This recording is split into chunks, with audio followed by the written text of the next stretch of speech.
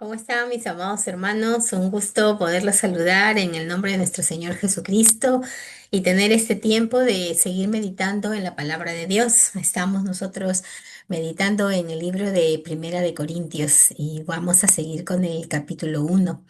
Dios tiene una hermosa palabra para cada uno de nosotros y vamos a comenzar en oración. Amén.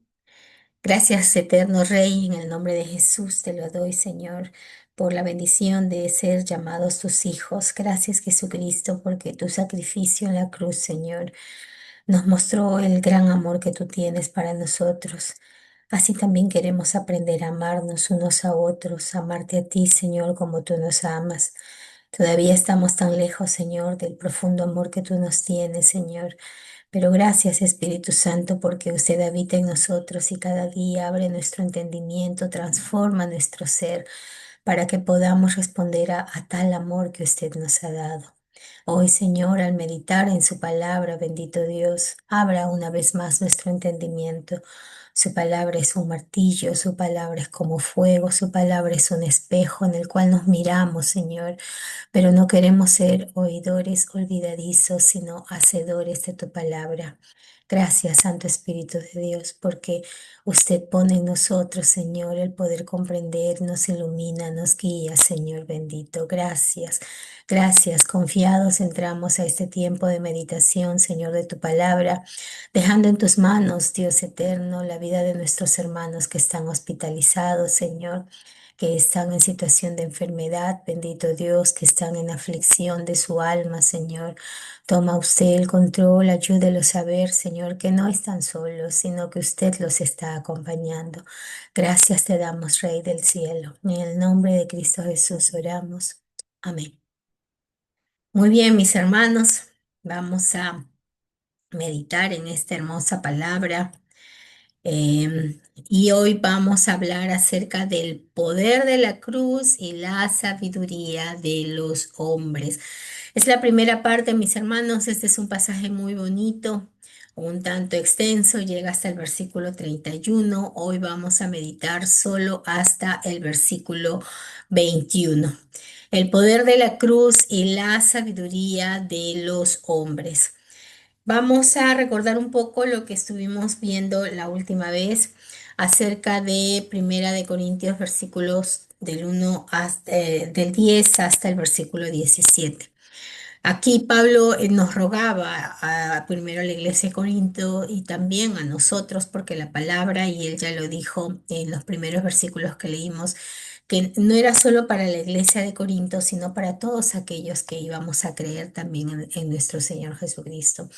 Entonces, el ruego que hace Pablo y lo hace en el nombre de nuestro Señor Jesucristo es que todos hablen una misma cosa y que no haya división entre ellos. Entonces, nosotros hemos iniciado esta carta entendiendo de que Pablo la escribe porque había llegado a sus oídos los diversos problemas que estaban teniendo nuestros hermanos en la iglesia de Corinto.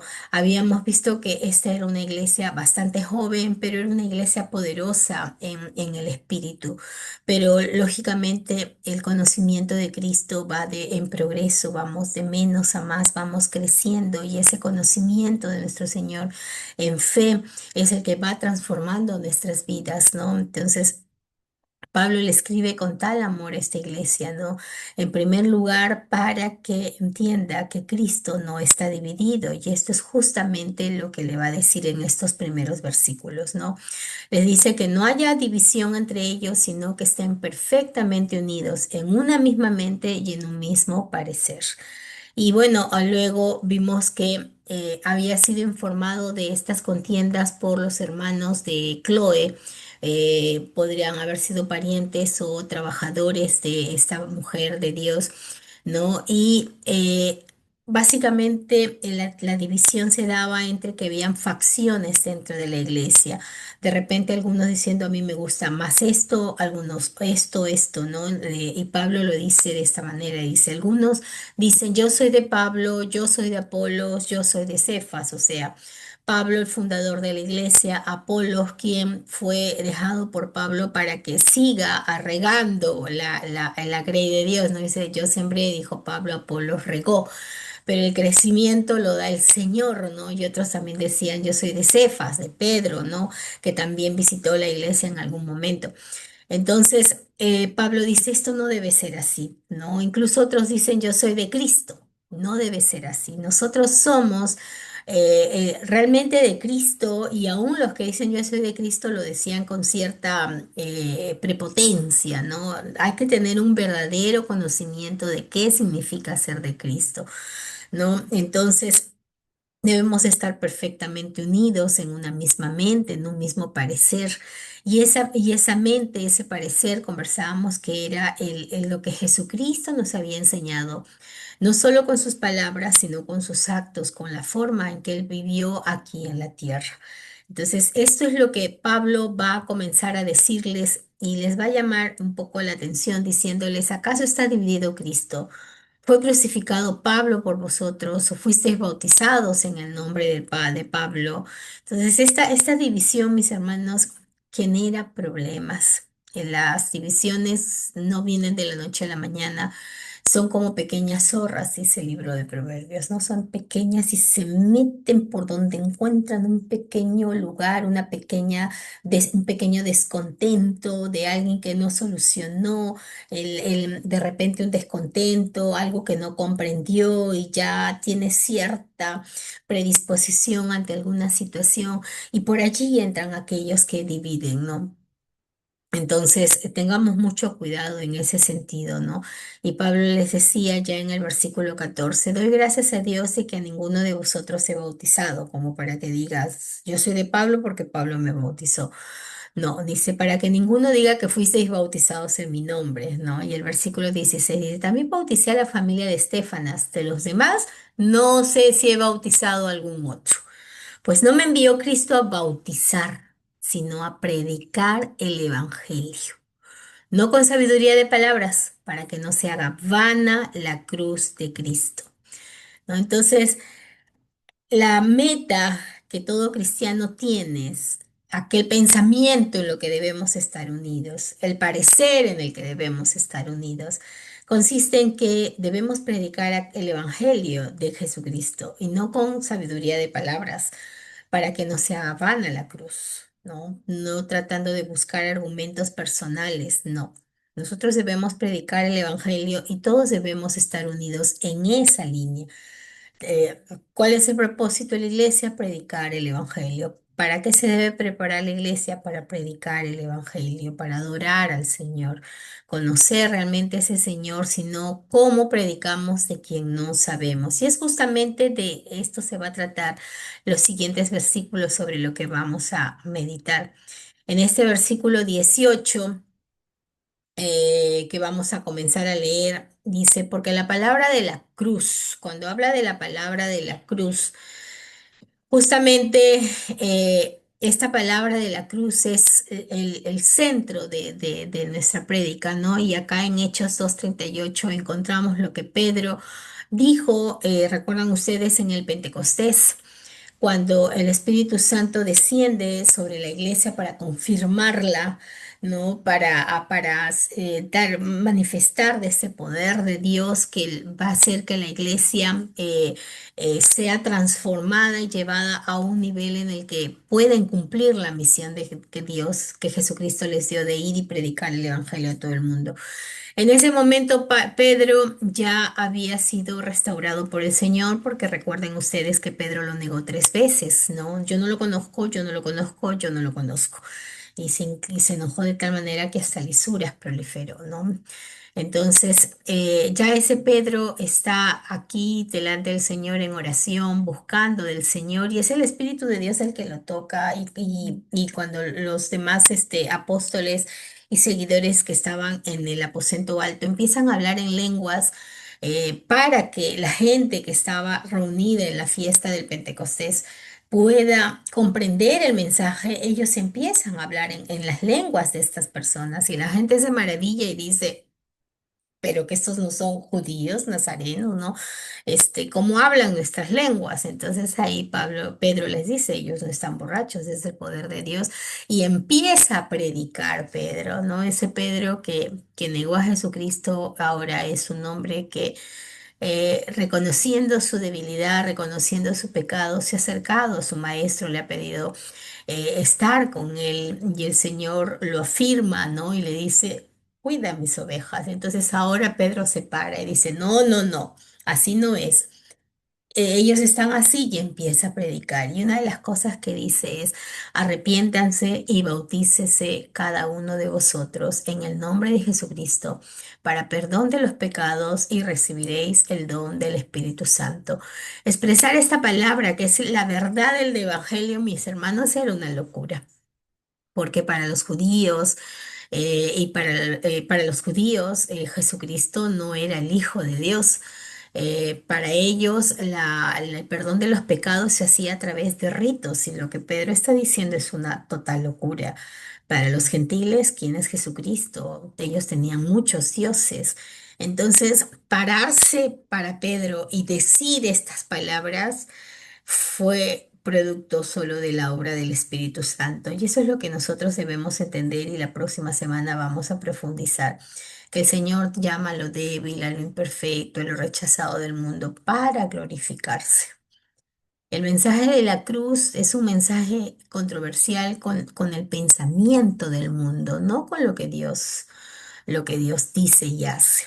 Entonces, Pedro aquí empieza, ese Pedro que alguna vez lo negó, ahora se para delante de todos y dice algo tan polémico como esto, que la gente voltea y dice, ¿qué? ¿No? Entonces pudieron ahí apedrearlo a Pedro por la barbaridad que está diciendo. ¿Cómo vas a decir esto? El perdón de pecados en nombre de Jesucristo. ¿Quién es Jesucristo? ¿No? Pero es el poder de Dios hablando a través de él. No eran las palabras de Pedro las que iban a transformar la vida de la gente. Y eso es lo que nosotros tenemos que entender, que cuando nosotros somos de Cristo, venimos a Cristo, somos sellados por el poder del Espíritu Santo. Nosotros recibimos, dice la palabra, las arras, ese adelanto de nuestra herencia futura en Cristo, en los cielos. El adelanto es el Espíritu Santo en nosotros. Por eso debemos dejar actuar al Espíritu Santo. No solamente dejarlo actuar, sino entender que Él está con nosotros en todo momento. Y no debemos tener temor porque Él hablará por nosotros. Y es lo que ha hecho aquí con Pedro. Pese Pedro, temeroso de alguna manera, le ha dado una palabra, le ha ordenado los pensamientos y ha dicho, es así, así, así. Pedro ha hablado. Pero no es que el Espíritu Santo te dé una pauta de escritura, sino son los tiempos de oración, los tiempos de meditar en el Señor. Ahora nosotros que ya tenemos esta palabra escrita. Ese es el poder de la cruz, esa es la palabra de la cruz. No es organizar una serie de elementos para que en consonancia con el pensamiento del mundo. ¿No? El poder de la cruz es entender que solamente una persona que entiende su realidad de pecado y acude a Jesucristo y permite que el Señor pueda entrar y transformar su vida, decirle, Señor, yo soy, yo necesito de ti, necesito que tú me transformes. Es cuando el Espíritu Santo empieza a obrar en nuestras vidas, pero eso no lo puede comprender la gente que no conoce a Cristo, ¿no? Justamente eso es lo que Pablo también cuando escribe esta carta ya les dice, yo me propuse no saber entre ustedes cosa alguna sino a Jesucristo y a este crucificado. Él entendía, al igual que Pedro, que el mensaje que el mundo necesita es Jesucristo. El mensaje que el mundo necesita es Jesucristo y eso creo que es una enseñanza para todos nosotros. A veces como iglesia necesitamos cumplir la misión de llevar la palabra, pero a veces nuestro interés está más en preparar un discurso que la gente de alguna manera pueda no solo comprender, sino también, o no sé, magnificarse. pero el poder del Evangelio es la palabra de lo que Jesucristo hizo por nosotros, su gran amor. Por eso orábamos al inicio, comprender ese amor y amar a la gente como Cristo la amó. Cristo nos ama. Amar a Jesucristo en responder, en correspondencia a ese amor, pues el poder de la cruz, tenemos que seguir orando para ir entendiéndolo, no como nosotros pensamos, sino realmente como el Señor Jesucristo vino a enseñarnos. La palabra de la cruz dice, va a continuar diciendo en este versículo 18, justamente es locura a los que se pierden. Este es una idea, una palabra muy importante, ¿no? A veces cuando usted habla de este mensaje de Jesucristo, para algunas personas esto no tiene sentido, esto no tiene lógica, porque, o sea, ¿de qué me estás hablando? Proverbios 23:7 dice, porque cuál es su pensamiento es su corazón. Si no, las personas que no han recibido a Jesucristo en sus vidas, en las cuales no habita el Espíritu Santo, no entienden. Algunas personas dicen, yo no entiendo lo que tú me estás hablando, y es porque no tienes a Dios en tu vida. Es el Espíritu de Dios quien va transformando tu pensamiento. Es Jesucristo quien ha dado su vida por ti y es el que se pone delante del Padre y te justifica de tu naturaleza pecaminosa. Realmente la obra de Jesucristo es la que nos permite, la obra de Jesucristo en la cruz es la que nos permite tener acceso a todas estas bendiciones. No las podríamos tener por nuestros propios méritos. Entonces, para la gente que rechaza a Jesucristo, esto es locura. Ay, los cristianos son locos. ¿Qué están hablando? Así es. No lo entienden, no lo van a entender. ¿Quiénes lo van a entender? Para aquellos que han sido salvos, porque dice, a los que se salvan, esto es a nosotros, es poder de Dios. ¿Cuántos de nosotros podemos dar testimonio de que somos nosotros testigos del poder de Dios? ¿Qué es lo que ha hecho Dios en su vida? De repente no solamente se trata de que lo sanó de una enfermedad, sino de cómo fue transformando su carácter, cómo usted sintió la compañía de Dios aún en los momentos más complicados, aún cuando nadie sabía, usted en comunión con Dios en oración tenía esos espacios, tiene esos espacios. ¿Qué ha hecho Dios por usted? Personalmente le estoy muy agradecida porque, como dice su palabra, nos lleva más allá de lo que nosotros podemos pensar o imaginar. Su compañía cada día para mí es lo que me hace seguir, lo que me hace caminar, lo que me levanta, lo que me mueve. Entonces, pero esto no lo puede comprender aquel que no conoce a Cristo. ¿Cuál es su pensamiento en su corazón? Tal es Él. Para algunos su pensamiento es vivir la vida, disfrutar de lo que la vida vive. Entonces, lo que Cristo te pide, eso no tiene sentido. Para aquellos que ya tenemos a Cristo, vivimos la vida en la felicidad, en el gozo, en la bienaventuranza que nos da el obedecer a Dios. De repente disfrutar algún placer de este mundo, no, no es tan importante como el obedecer al Señor. Y nos trae más gozo, más placer, más bienaventuranza el obedecer, porque hay una paz interna y un gozo interno del Señor en nosotros que supera la satisfacción que te pueda dar un momento de placer, un momento de satisfacción como el mundo la vive. Entonces, eso es locura para el que no tiene a Cristo. Entonces, eso es lo que debemos entender, mis amados hermanos. El Evangelio, nuestra predicación, nuestro mensaje siempre debe ser Jesucristo y lo que Jesucristo puede hacer en las personas. Pero hay personas que cuando escuchan esto no lo van a entender. Oremos, porque no son nuestras palabras las que van a hacer entender a las personas. Es el Espíritu de Dios, el poder de Dios. No nosotros, así como Pedro, ese Pedro que en algún momento traicionó, pero como el Espíritu del Señor lo preparó, lo fortaleció y habló incluso a través de él, dándole todas esas, haciéndole pensar en todas aquellas cosas que Jesucristo había hecho, le hizo recordar y lo va ordenando y Pedro predicó y en ese día miles de personas se acercaron a Jesucristo, no porque Pedro fuera un gran hombre, un sabio, un orador muy elocuente. Pedro no era así, Pedro era un pescador, ¿no? No se había preparado en discursos, en letras, era el Espíritu de Dios hablando a través de él. Y eso es lo que el Señor quiere que nosotros entendamos. Vayamos y hagamos lo que Él nos pide, sin estar pensando en que me falta aquí. No, confía en tu tiempo con Dios, en tu oración, en tu meditación de la palabra. Allí es donde tú te preparas.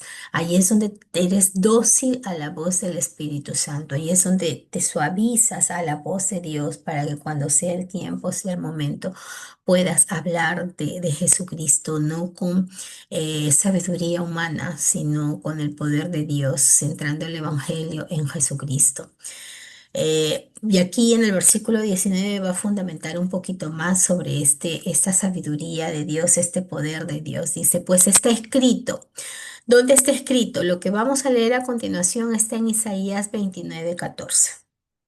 En Isaías 29:14, Isaías está dando una palabra profética al rey Ezequías, ¿no? Diciéndole, por tanto, he aquí que nuevamente excitaré yo la admiración de este pueblo con un prodigio grande y espantoso, porque perecerá la sabiduría de sus sabios y se desvanecerá la inteligencia de sus entendidos.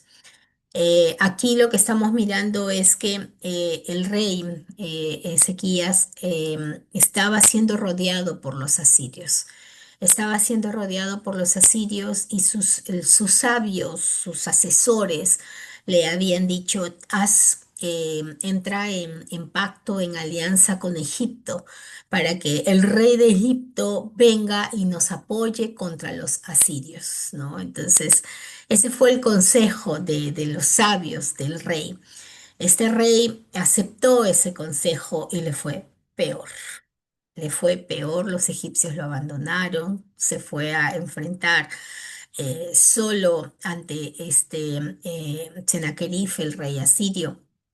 Y allí es donde ya este ejército del rey asirio estaba a las puertas de Jerusalén, ¿no? ¿Y qué le dicen los sabios nuevamente del rey de Ezequías? Le dicen, pero hay que darle oro, hay que darle una dote, a ver si así ya no nos ataca, ¿no? Entonces, tristemente van a las puertas del templo de Jerusalén y extraen el oro de los adornos de la puerta y ellos mismos empiezan a saquearse el templo del Señor, lo empiezan a desmontar todas las piezas de oro para entregar a este rey asirio. Pero igual no pasó nada, el rey dijo que los iba a atacar y que iban a tomar la ciudad, ¿no? Entonces recién allí el rey acude a Dios, empieza a buscar y a través de Isaías le empieza a decir una serie de palabras. Lo primero que le dice es que es tu pecado, es tu desobediencia, tú te has ido en contra mía,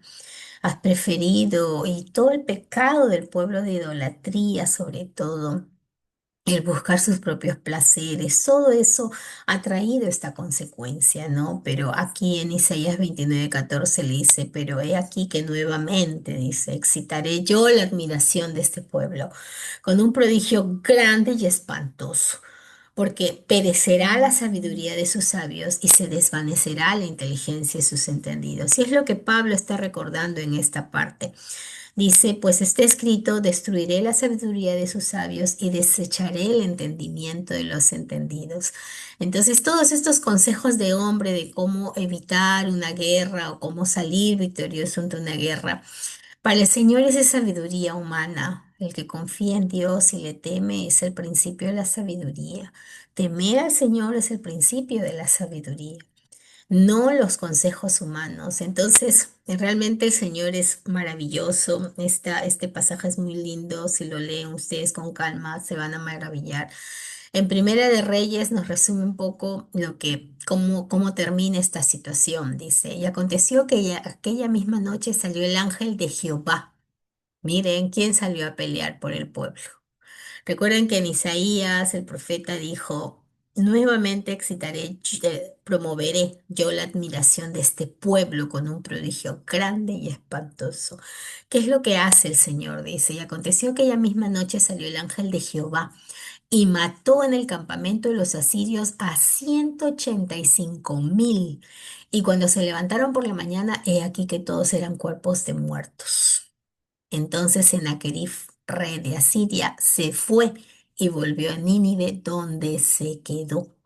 Y aconteció que mientras él adoraba en el templo de Nisroch, su dios, Adramelech y Sarecer, sus hijos, lo hirieron a espada y huyeron a la tierra de Ararat, y reinó en su lugar Esar Adón, su hijo. Mira lo que hace el Señor. Nosotros buscamos por nuestras propias fuerzas hacer las cosas, no solamente la predicación del Evangelio, predicar como nosotros pensamos. No, hermanos, preparémonos en el conocimiento de la palabra, pero más allá de solo conocer la palabra, preparémonos en nuestra comunión, en nuestra relación con Dios, el conocer a Dios. La palabra nos dice quién es Dios, pero en la oración nosotros tenemos esa comunión, en la obediencia diaria nosotros entendemos quién es Dios. Y cuando nosotros vivimos en ese conocimiento, en esa fe, en esa obediencia, el Señor es quien hace las cosas. Y nosotros al escuchar su voz podemos actuar como Él lo dice. Y eso es lo que pasó aquí. Cuando realmente el pueblo fue a buscar a Dios, el Señor respondió, ¿no? Y miren de la manera en que lo hizo.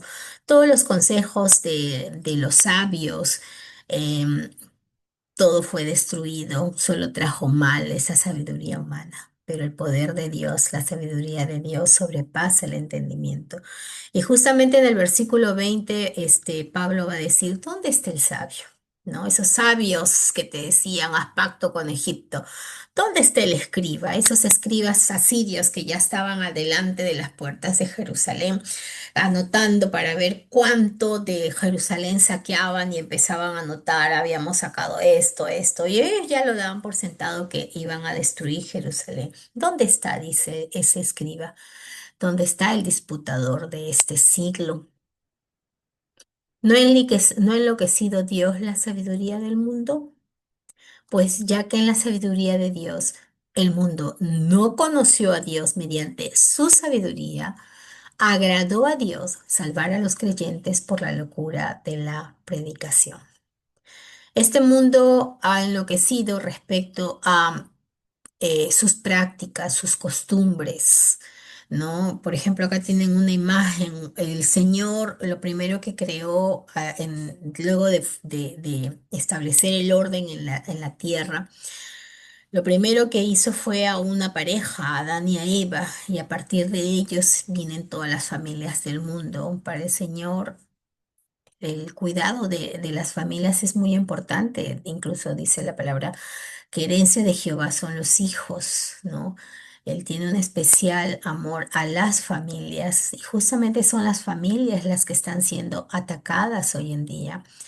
En el vientre de una mujer, la locura de la sabiduría del mundo decía que no era un bebé y todavía hay jóvenes que están siendo eh, eh, manipulados, ¿no? Porque la ciencia ya nos dice con claridad realmente que hay vida dentro de este vientre, ¿no? Pero la gente todavía enseña estas mentiras diciendo de que es el poder de la mujer el que puede decidir sobre ese bebé en el vientre, ¿no? Y para poder asesinarlo, ¿no? Y es triste escuchar jóvenes diciendo que esa es una bolsa de células, que es el cuerpo de una mujer, que ella tiene poder de decidir, cuando aún la ciencia ya demuestra que desde que el bebé empieza a formarse ya es un ser distinto con su propio ADN, con sus propias características, que se va desarrollando, que va creciendo, ¿no?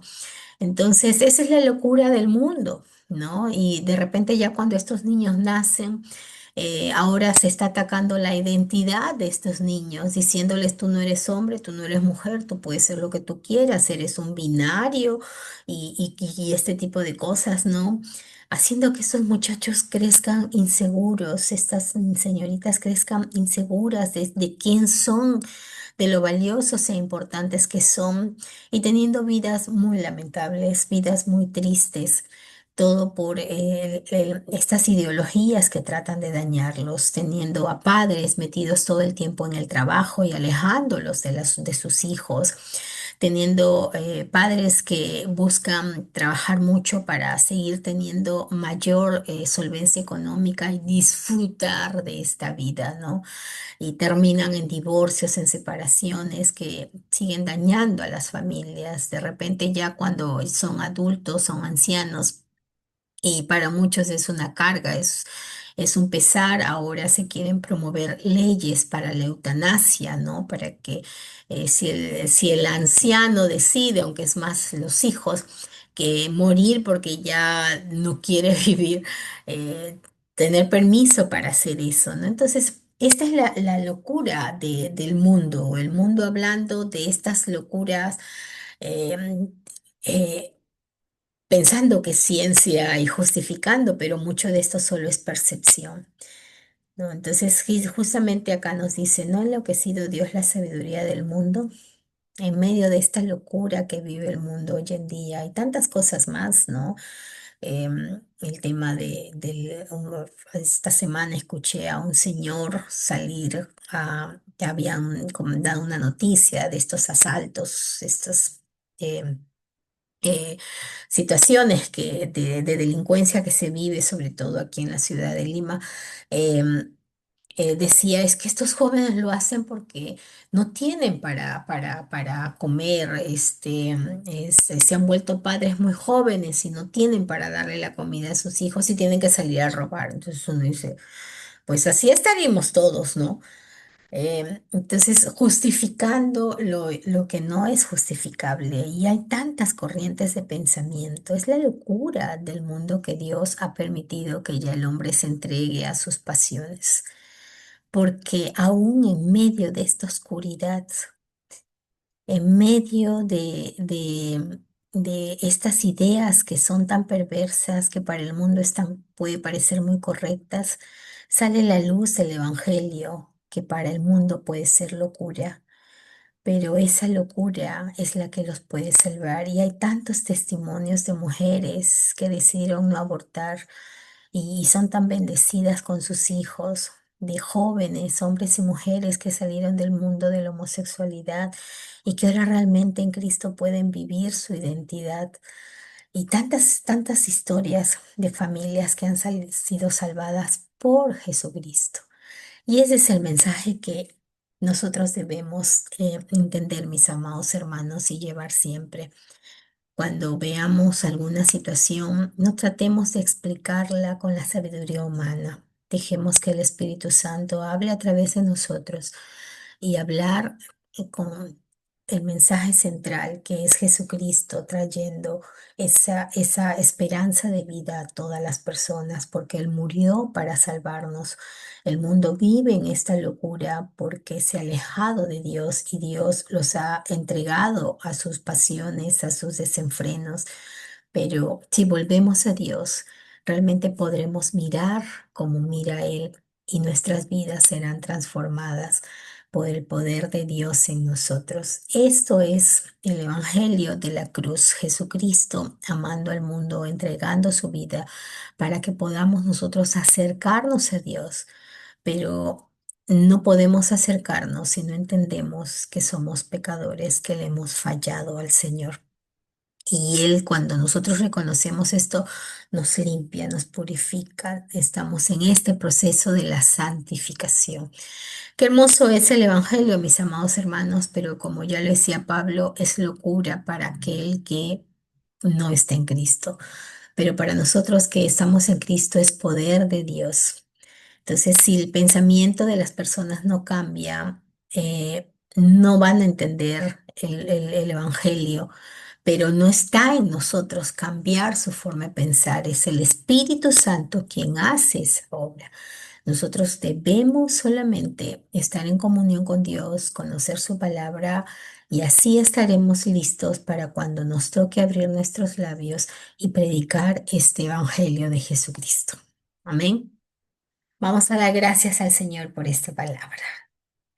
Gracias te damos, Rey del cielo y de la tierra, por habernos hablado, Señor.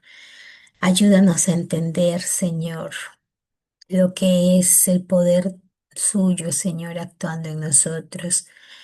Entenderlo primero, Señor, en nuestras vidas, sobre cómo usted sigue transformándonos, Señor, para también, Señor, llevarlo a las personas que no le conocen a usted. Pero centrándonos en Jesucristo, muchas veces nos preocupamos en qué vamos a decir, qué vamos a llevar, pero usted nos dice que solo confiemos en usted porque usted es poder de Dios para poder transformar, Señor, a este mundo que tanto lo necesita. Siga ayudándonos a comprender, Señor. Siga ayudándonos a perfeccionarnos a través de su palabra para no ser oidores, sino hacedores, Señor, de su palabra. Gracias, Padre eterno. En el nombre de Jesús oramos. Amén. Muy bien, mis amados hermanos, que el poder del Evangelio sea en todo tiempo en nosotros y entendamos que la sabiduría de Dios es mayor que la sabiduría de este mundo. Amén. Que el Señor los bendiga. Nos estamos viendo para continuar con esta meditación la próxima semana. Bendiciones.